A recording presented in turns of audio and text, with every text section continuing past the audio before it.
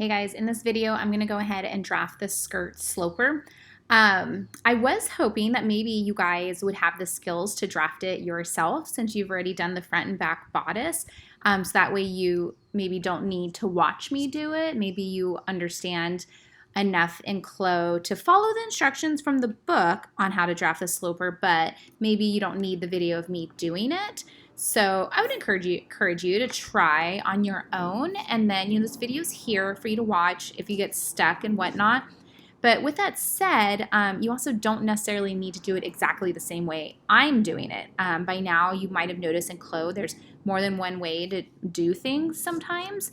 So I don't know, I guess I'm just trying to get you guys to fly yourselves to it. I don't want you to always be stuck to a video tutorial. I want to make sure that you can start navigating in Clo on your own so that eventually you can start designing your own designs without having to follow a step-by-step video, is what I'm trying to say.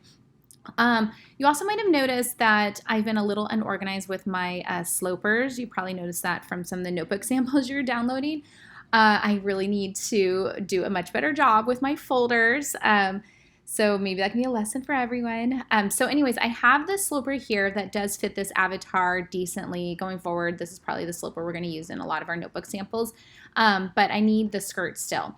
And in my sloper videos, I was using size 16, but I think, you know what, this time, since this is fitting her pretty good, I think I'm just going to take my measurements from the avatar.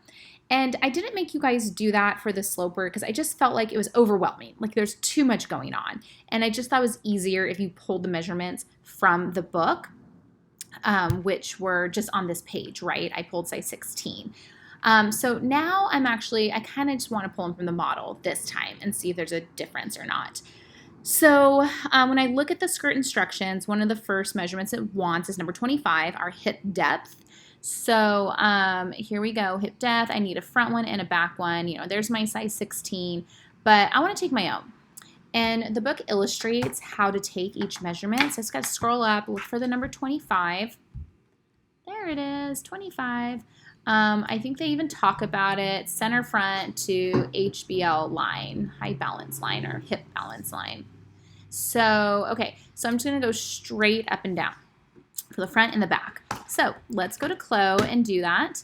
To take her measurement, I would say it's probably easiest if I had some, like the measurement showing. And I'm going to say this is going to be my hip balance line, my HBL line, because it's going over the widest part of her booty.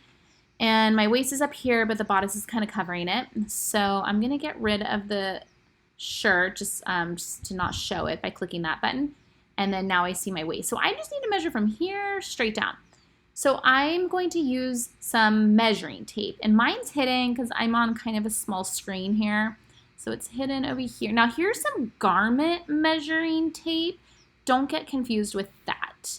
You want, oh, easy come, easy go, right? This guy will do like full circumference. We're not doing that. I'm kind of just going straight up and down. This is an edit tool because it has that little white arrow. Here, bingo, this is the tool we want, our basic tape measurements. I'm going to click that guy one time. Oh, look, they have some choices. I think I'm just going to do basic tape.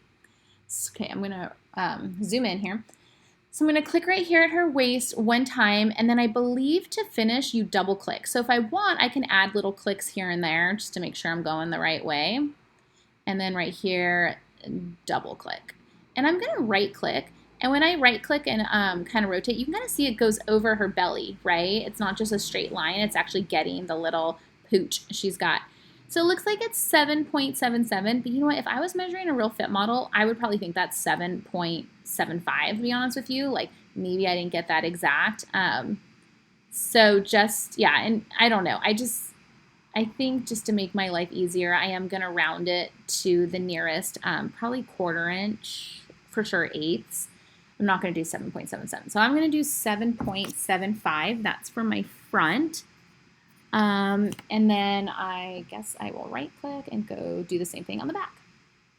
So here's the hip. Maybe I can zoom in pretty close, make sure I'm getting the right spot. Click. And then zoom out. I'm just right clicking to make sure. Do a little click right there and click, click. That to me is 8 inches, right? So 8056. So the back's going to be 8 for number 25. Okay, so anyways, that's what I'm going to do. I'm not going to demo all of them, but I just wanted to demo at least that in case you wanted to measure your own avatar as well.